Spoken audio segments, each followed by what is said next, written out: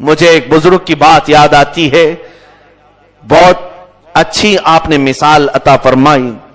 وہ اپنے مرید کی ایک دکان میں گئے، بہت رش تھا دکان، خریدار بہت سے، ٹائم ہی نہیں تھا بالکل۔ کچھ دکانیں ایسی ہوتی ہیں، بزنس ایسا چل رہا ہوتا ہے کہ چھوڑ کر ہٹ نہیں سکتے، وہاں سے کنٹینیو چل رہا ہے۔ اور یہ بزرگ جیسے ہی وہاں گئے تو پیر و مرشد تھے، دکان اندر بلایا گیا اور دونوں مریدوں نے جو دکان میں موجود تھے، دونوں بھائی تھے، کرسی پر بٹھایا، حضور آپ بیٹھیں، اور وہ اپنے کاروبار میں مصروف ہو گئے گراہکوں کو دیکھنے میں۔ تو وہ بزرگ اس دکان میں موجود سامان کو سونگھنے لگے، ڈبے اور وہاں پر جو سامان تھا۔ تو پوچھا، حضور یہ کیا کر رہے ہیں، آپ کیوں سونگ رہے ہیں؟ فرماتے ہیں میں یہ دیکھ رہا ہوں کہ کہیں تجھے استنجا اور پاخانہ لگے تو یہیں کہیں کر تو نہیں دیتا، اتنا تو بیزی لگ رہا ہے، ٹائم ہی نہیں ہے تیرے پاس، اسی میں کہیں سامانوں میں تو نے پخانا تو نہیں کر دیا جب تجھے حاجت ہوتی ہے؟ ادب سے سر جھکائے دونوں نے کہا، حضور ایسی کیسی بات فرما رہے ہیں آپ، جب حاجت ہوتی ہے تو چلے جاتے ہیں، جا کر طہارت خانے میں کر کے آتے ہیں۔ زوردار ایک تماچا رسید کیا، کہا ظالم، اپنے پیٹ کی غلاظت نکالنے کے لیے تیرے پاس وقت ہے اور رب تعالیٰ کے حضور سجدہ کرنے کے لیے تیرے پاس وقت نہیں۔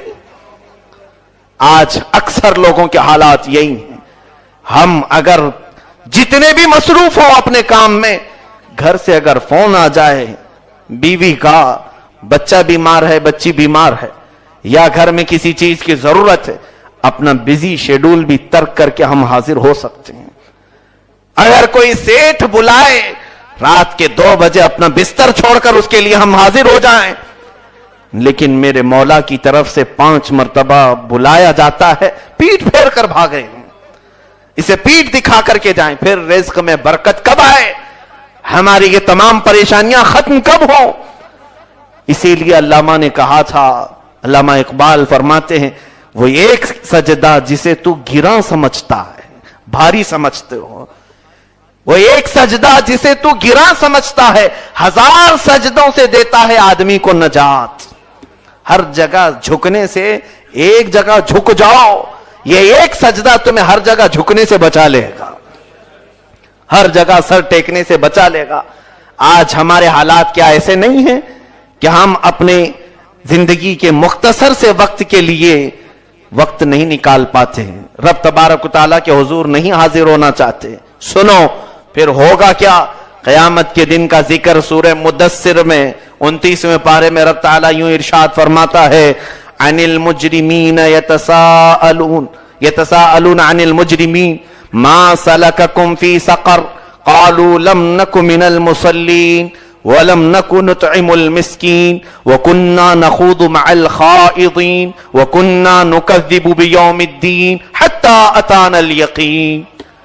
قیامت کے دن کا ذکر مولا فرماتا ہے جب مجرموں کو کھینچا جا رہا ہوگا، جب مجرموں کو پکڑ کر دوزخ کی طرف لے جایا جا رہا ہوگا، تو ہوتا یہی ہے کہ جیل میں پہنچے ہوئے قیدی آپس میں ایک دوسرے سے پوچھتے ہیں، بھائی تو نے کیا کیا تھا، کیوں آیا یہاں پر، تو کیا جرم میں جیل میں آیا ہے؟ جیل میں جانے کے بعد سب مجرم پوچھتے رہتے ہیں ایک دوسرے سے، اور قیامت کے دن بھی یہی ہوگا، جہنم میں جانے والے مجرمین آپس میں پوچھیں گے، کیوں تم کو جہنم نے کیوں پکڑ لیا، ما سلککم فی سقر، کیوں دوزخ میں تم گرائے جا رہے ہو؟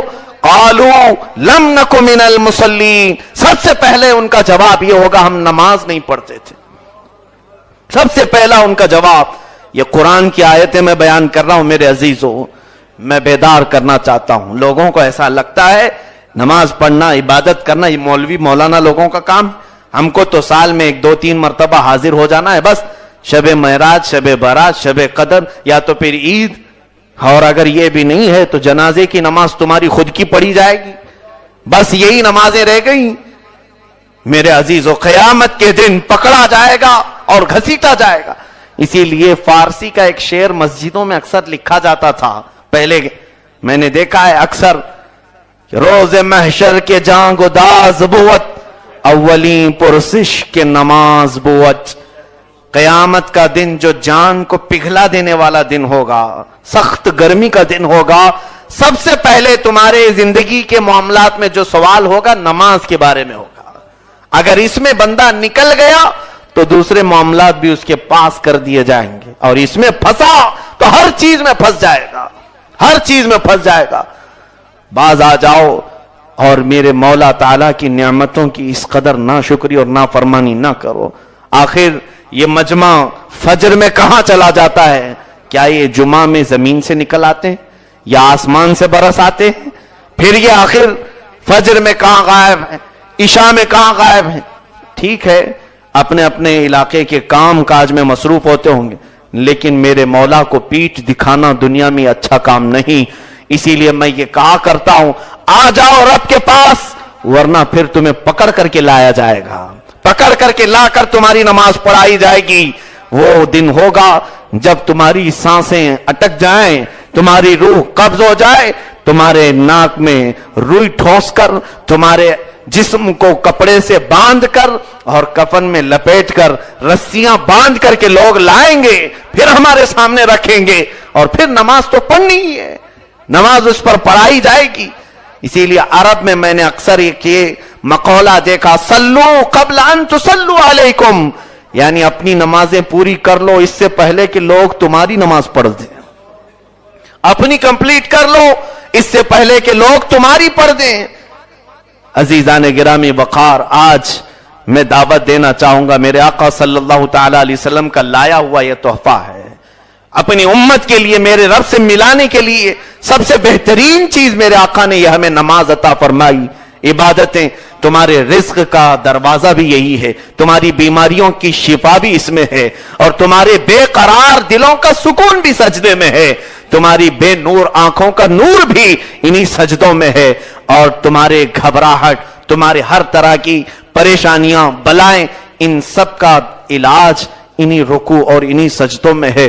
بندہ جب اپنے رب سے قریب ہوتا ہے تو ظاہر سی بات ہے، آپ کو میں بتاؤں، سورہ فاتحہ کے متعلق میرے آقا صلی اللہ علیہ وسلم فرماتے ہیں، رب نے ارشاد فرمایا، جب بندہ فاتحہ پڑھتا ہے تو آدھا اس کی طرف سے ہوتا ہے، آدھا میری طرف سے ہوتا ہے۔ اللہ جب کہتا ہے بندہ الحمدللہ رب العالمین، جس کا مطلب یہ ہے اے تمام تعریفیں اس اللہ کے لیے جو کائنات کو پالنے والا ہے، جواب میں رب تعالیٰ فرماتا ہے حمیدنی عبدی، میرے بندے نے میری تعریف کر دی ہے۔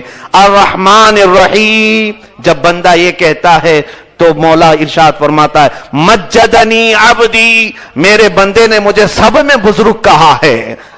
اور مالک یوم الدین جب کہتا ہے، رب تبارک و تعالیٰ ارشاد فرماتا ہے میرے بندے نے میری بڑائی کا اقرار کر لیا ہے۔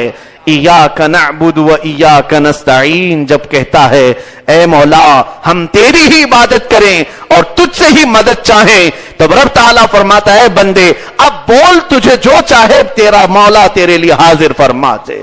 سورہ فاتحہ کے متعلق حدیث پاک میں یہ ہے، جیسے جیسے تم آیتیں پڑھتے ہو تمہارے رب کی طرف سے بھی جواب آتا ہے۔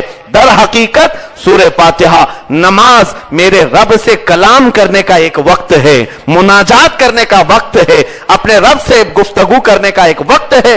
بندہ جب تصور میں حاضر ہو کر مولا سے بات کرے تو اس سے بڑا سکون اس کے لیے اور کیا ہو سکتا ہے، لیکن دور بھاگ کر ہم سکون تلاش کر رہے ہیں۔ آخری بات ہے، قرآن پاک میں اللہ تبارک و تعالی ارشاد فرمایا کہ میں نے جنات اور انسانوں کو صرف اپنی عبادت کے لیے پیدا کیا، اور آگے رب تعالیٰ نے ارشاد فرمایا فَإِنَّ اللَّهَ هُوَ الرَّزَّاقُ ذُو الْقُوَّةِ الْمَتِينُ، بے شک اللہ ہی ہے جو رزق دینے والا اور قوت والا مالک ہے، قوت والا مالک ہے۔ کوئی تمہیں خوف، کوئی ڈر آنا نہیں چاہیے۔ اور میرے آقا فرماتے ہیں جب تک میری امت فجر کی پابندی کرتی رہے گی کوئی دوسری قوم ان پر حکومت کر نہیں سکے گی۔ حضور اکرم نے فرمایا صلی اللہ علیہ وسلم جب تک میری امت فجر کے نماز کی پابندی کرے، اس لیے کہ جو فجر کی پابندی کر لے جائے گا باقی نمازیں تو ویسی آسان ہو جائیں گی، آسان ہے اس کے لیے۔ فرماتے ہیں کوئی دوسری قوم میری امت پر حکومت نہیں کر سکے گی۔ آج ظالم جو حکومت کر رہے ہیں اس کی وجہ صرف یہ ہے کہ ہمارے فجر کی نماز بستروں میں چلی جاتی ہے، بے خیالی میں اور غفلت میں چلی جاتی ہے. عبادت کا تصور گھروں میں پیدا کرو. اٹھ جاؤ, برکت اسی وقت میں ہے. دیکھو اذان دینے والا مؤذن کیا پکار رہا ہوتا, حیا علی الصلاۃ, جس کا معنی بھی یاد کر لو, نماز کی طرف آؤ. اس کے بعد کیا کہتا ہے, حیا علی الفلاح. یہ اگر تصور میں آ جائے, دن میں 5 وقت 10 مرتبہ پکارتا ہے مؤذن. اور ائمہ اکرام نے فرمایا تم یہ مت سوچو کہ یہ مؤذن پکار رہا ہے, یہ میرے رب کی طرف سے بلایا جا رہا ہے, یہ میرا رب مجھے دعوت دے رہا. فلاح کہتے ہیں کامیابی کو, سکسیس. بندے یہاں ڈھونڈ رہے ہیں میری زندگی فلاں چیز سے کامیاب ہو جائے, میں یہ نوکری کر لوں کامیاب ہو جاؤں, میں یہ بزنس کر لوں کامیاب ہو جاؤں, اور دنیا بھر میں کامیابی ڈھونڈ رہے ہیں, جبکہ رب تعالیٰ اسے دن میں 10 مرتبہ بلاتا, حیا علی الفلاح, کامیابی کی طرف آ جا, کامیابی کی طرف آ جا. اور بندے کو یقین نہیں, اس کامیابی کی طرف مولا خود بلا رہا ہے, اور چھوڑ کر کے ہم دنیا میں کامیابی ڈھونڈ رہے ہیں.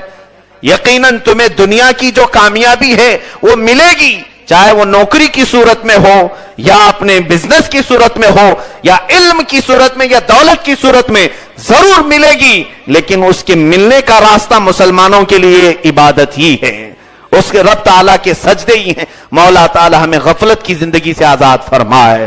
رب تبارک و تعالیٰ